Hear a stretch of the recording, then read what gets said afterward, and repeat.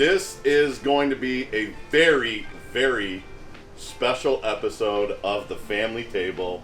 We have Lynn, make sure I get your last name right, Dybel. Correct. Lynn Dybel. We are in Whitewater, Wisconsin, about 2.5 hours from Chicago, at my buddy and your buddy, Larry's place. We'll get Larry in the video later. And Larry told me, so this is how this came to be. Larry told me probably 6 months ago, you gotta come cook with my friend Lynn. And she's got this cookbook that she gave at the wedding. I said, okay, Larry, everyone wants me to come cook with them. Why? So Larry got on me. Then he put you on the text thread. Then you started sending me recipes from this book. And I got really intrigued to the point where I got on a plane in Phoenix, flew to Chicago, and drove 2.5 hours to come do this. So thank you for doing this with us. Thank you. Yeah, you bet. So let's start from the beginning. Rob, go ahead and show this. This is kind of what spurred everything for me, is that when she said, your mom, right? My mom.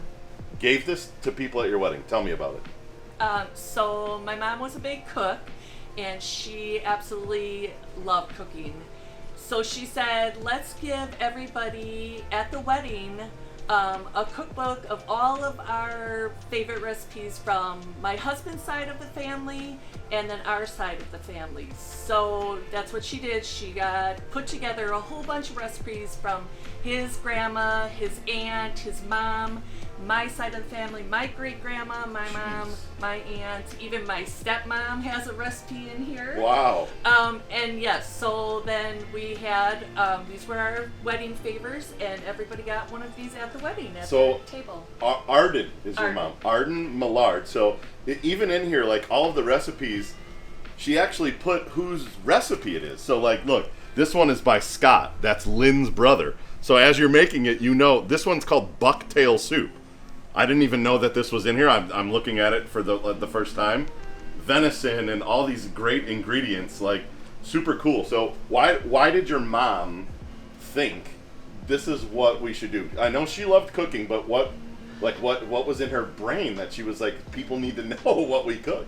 I think just because she has like her favorite recipes, and we had a lot of family favorite recipes, and she said we got to share them. We need to let everybody else share in what we know and all of our famous family recipes, I guess. Yeah. So did your mom cook every day? Like tell me about like what your family was like growing up. So my mom did cook every day. She had a hot meal every day on the table, made breakfast, probably not lunch so much, but every day I would have a hot meal. She just wanted all of us to continue on the tradition of cooking every single night. Yeah, that was sure. And so I actually am doing the same thing with my own kids as well. Awesome. What we're gonna make today is we're gonna make a dip, and then we're gonna make this thing called drunken beef, which I read the recipe 25 times since she sent it to me, and I have no idea how it's actually gonna like come together. I know the components sound good, but it's going to be very, very interesting. So, going back to the table, so you know my series, the family table, my family was very much like that, right? And so I have 2 older brothers, an older sister. My dad was a police officer, so if he was working days, he got home at 4:30. My mom had dinner ready at 5. Was it similar? Like, did you have like the same set time? Was it like a routine, or? We did. I mean, growing up, so my dad also worked, he actually worked for Chrysler American Motors back in the day, and came home probably more around 5, but my mom had dinner ready at 5:30, and she would call all of us kids outside, Scott, Lorianne, Lenny, time to come and eat. And you knew when she called your name out that front door, you better come in, because dinner was on the table. Were you like playing with friends? Oh yeah, neighbor kids, and you stopped what you were playing and you came in. Yeah, no, my mom did the same thing, because it was, you know, even when I was young, there was no cell phone, so it was Nick, you know, and I was at a neighbor's house, and you know, you got to make sure that you got real good at hearing, right? Because if Dad was ready to eat and you weren't at the table, it was going to be a problem. Yeah, exactly. So, but and that's part of the reason why I started the family table. It was like, I think that we're getting away from that as families, right? And so I want to bring it back. Like, I'm trying to do that organically to say, who are these people out there that can show us what food means to them and kind of how it's structured family. And one of the things that you said that I love is that you're teaching your kids that now. And your daughter, although she's gluten-free and she wants a little bit healthier, she's still looking at the family recipes going, hey, instead of using this, I'll use this.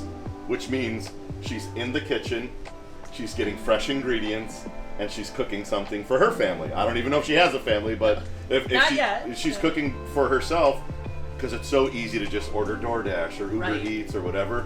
Getting kids that are so used to going on their phone, ordering something in, it's like part of my like DNA says, yeah, but you can also just make it, and so that's kind of the reason why I'm doing it. So I'm very excited to cook this. There's only 6 ingredients. 7, there's actually 7 ingredients in this. She had a typo. Yeah, she had a typo.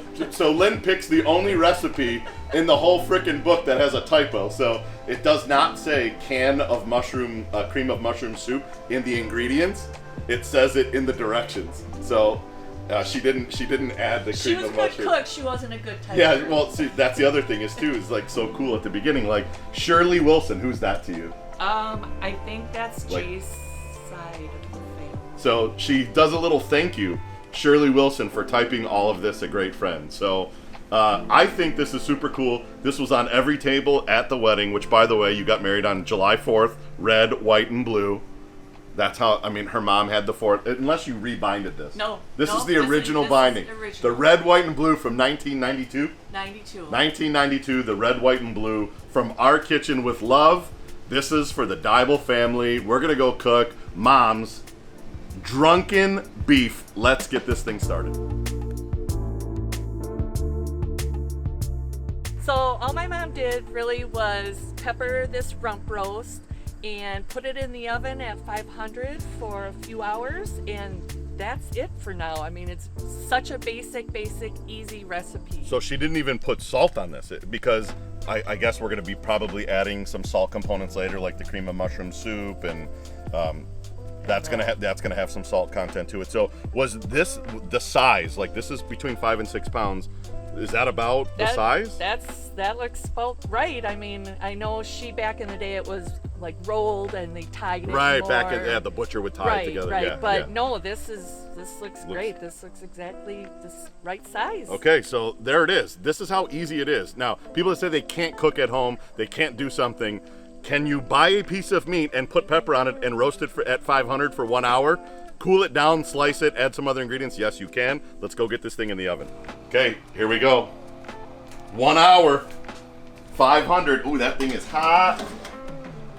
We'll see in an hour. In the meantime, let's make this artichoke dip that was left out of the book. Out of the cookbook, and it was by special request that my mom put it in the book because it's so famous. So everyone wanted Arden's artichoke dip. We're gonna make it right now. We're gonna make this dip.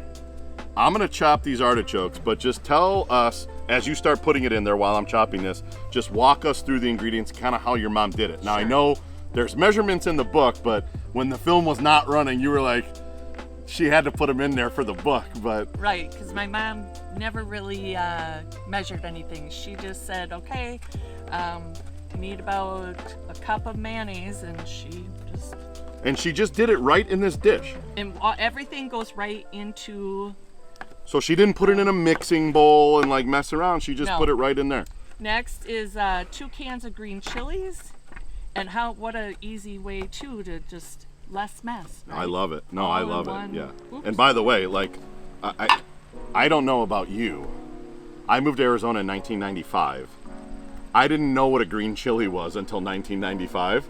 How did your mom cook with spice a lot? Jalapeno? Oh, yeah. Really? Yes, she was. Not a Midwestern thing. That is not a Midwestern thing. I'm glad because I think I put green chilies in every single dip I can think of. We can be friends forever because you know me, I want poblanos, jalapenos, serranos, green chilies, Anaheims. The more spicy. That's the only ones that I could mention right now because I don't know anymore, but yeah, the more. Jalapenos too. I love jalapenos. Love jalapeno. A jar of pimentos. As my mom would say, just put the whole bag of shredded Monterey Jack cheese. And there was the Midwest right there, the whole bag. That's like my cousin Kelly. Shout out Kelly. Yeah. Right. And then a cup of Parmesan, and then grated Parmesan, but add save some extra for the top. Okay, so okay. A good amount, so. I love it. Really want to, it'll be nice and gooey and cheesy. Okay, and so then your can. Is that good enough? Should I do it better than that? Or good. no? Okay. No, that looks perfect. We want a little texture in there. Right. And then we're going to just mix it all together. See that little pro move right there? When you got something left on your knife and you got a cutting board, just use the cutting board to get it. Right. All right. Mix this bad boy up. Here we go. How easy. And Nick, like you said, if you can't cook, how easy is this? Yeah, you're lying to yourself if you say that you can't do it. Anyone can put stuff into a thing and bake it. So. And you did not need to grease or spray the pan because the mayonnaise and the cheese has enough grease in it that enough fat content to where it'll come off the side. And you're gonna know it's done when the sides are bubbling and does it get a little crispy? Brown. Yes, you want brown on the sides. Yeah, crispy. And then my mom's favorite way of serving is with tortilla chips, or you could pita bread, or all of the above. We have pita chips. We actually have some artisan bread in there. I might slice that up and get it nice, little buttery, and just do a little kind of Dude, I'm getting hungry now. I brought some blue tortilla chips as well. Blue tortilla chips, good. All right. So that's it. And then the extra parm. Oh, don't forget the extra parm. Look at this. This is pro move right here. She wants to make sure that it gets equally distributed. Right. Oh yeah. Love this. Good amount on the top. Don't be skimpy, wimpy. Put that cheese on. Yeah. All right. And so what is it? I think the recipe said 325. For a good 40 minutes. 40 minutes. 30 to 40 minutes. Again, brown on the sides, nice and bubbly. Okay, so we're gonna go throw this in. While this cooks, the beef's gonna hit the hour. Then we're gonna build the beef dish. But in the meantime, this will be done. We're definitely gonna eat this on camera because I'm starving and it smells amazing. Let's go get it in the oven. It's been 1 hour at 500. I can hear this thing sizzling in here, so let's take it out. Oh yeah. Oh yeah. Okay, so now the next step is we're gonna let this cool down, right? We gotta let it cool so that we could slice it. But you were saying to me that your mom built the sauce with all of those drippings and that look at Rob, look at this goodness in the bottom of this pan.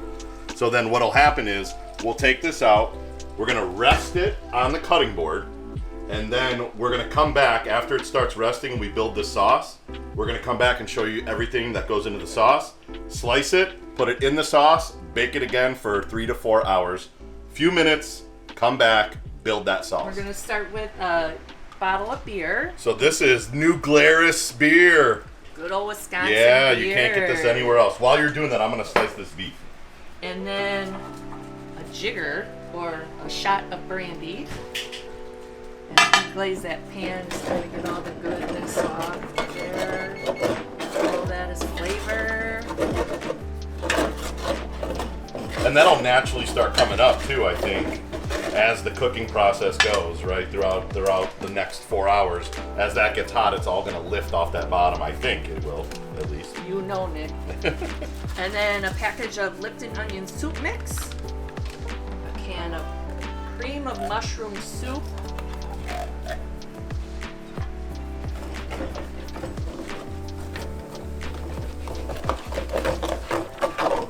Okay, so that cream, I was thinking it was going to be darker, but that cream of mushroom really lightens it up. And the last thing is oregano.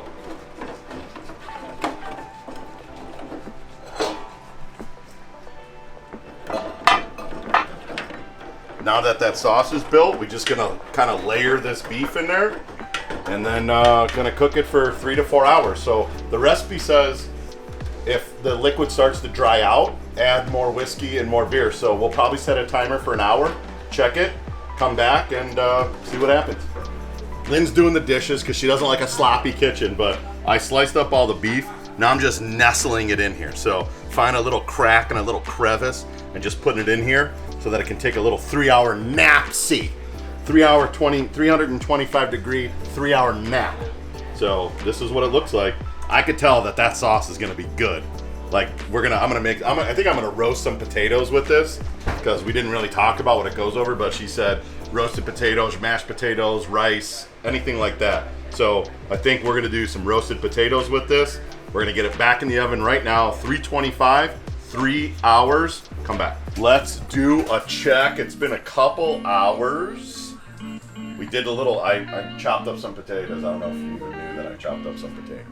Did you know that I put No, some but that will go great. I did, look. Nice roasting potatoes. All right. Little salt, pepper on there, and some seasoned salt. Now I'm so excited to see what this looks like. All right. Ooh, okay, so some nice crispy parts on the top. Let me move this out of the way. Let's give this a stir and see, yeah? It's just making it's an actual gravy. I mean, that looks like you made a gravy. But it was like white though when we put it in because of the cream of mushroom. I don't know, it must be like the French onion or whatever. So what we'll do is, oh yeah, look. We're gonna do a little live test here on this. It's gonna be hotter than the surface of the sun, so we're gonna put it out here. But I mean, look at this. Now you got some crispy parts to the top. I mean, I think this thing's gonna be ready here shortly if it's not already. I think what I'm gonna do is leave the lid off and maybe go 30 minutes more. Oh, it's so hot. Cheers. Meat cheers. Yep. It's actually probably ready right now. Yeah. That's good. Yeah. Oh, with some potatoes, that's gonna be delicious. All right, so we're gonna actually give it 30 minutes. Try to crisp up these potatoes a little bit. Come back, we'll do the final presentation of Arden's Drunken Beef. All right, so we're gonna just do a little bit because we're not ready to eat yet, but we still gotta try it. So that's gonna be for Lynn. We'll do this, plus the little piece that came off for Larry. Gotta get some of this juice on here though, right over those potatoes. Let's see. You gotta get some of this juice. I feel like this is like the thing that, oh my God, it's like gold. All right. Arden's recipe, it's probably, it just falls apart. I can't even put it on my fork. Wow. Oh yeah. That's a Man. Winner, drunken beef Yeah. dinner. that is good. You can't even put it on And my there fork. and there's Lynn with the comedy. So the truth is, I was worried that we didn't put any salt. But you just do not need, I think the French onion soup has salt, the cream of mushroom has salt. So I was worried about the salt. Absolutely should not have been worried about it.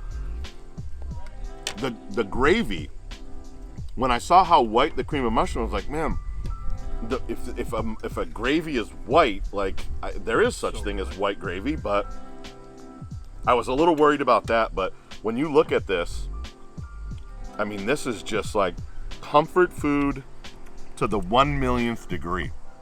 So I was worried it was going to be maybe tough, but it You is. can't even get on your fork. No, yeah, we Falls set the apart. knives away. Like, we don't even need knives.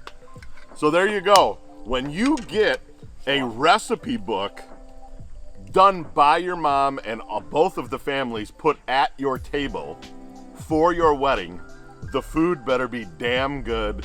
And I can tell you that hopefully we honored your mom in the right way for this. Your mom nailed this one. You nailed this one. And there's nothing there's nothing better than sitting down with this, with some potatoes and some meat and a couple drinks. There you go. All right. She saw me on Guys Grocery Games. She's just paparazzi. I don't know what's going on. The mother-in-law. But well, thank you. yeah, this has been amazing. The cookbook's amazing. The setting's amazing. We got the lake in the background. It's a beautiful day. The sun is out. Nothing gets better than this. You have to get in the kitchen. This is why we do the family table. was So fun. thank you so much for that. you. Until we see you Thanks for again, coming up. keep cooking.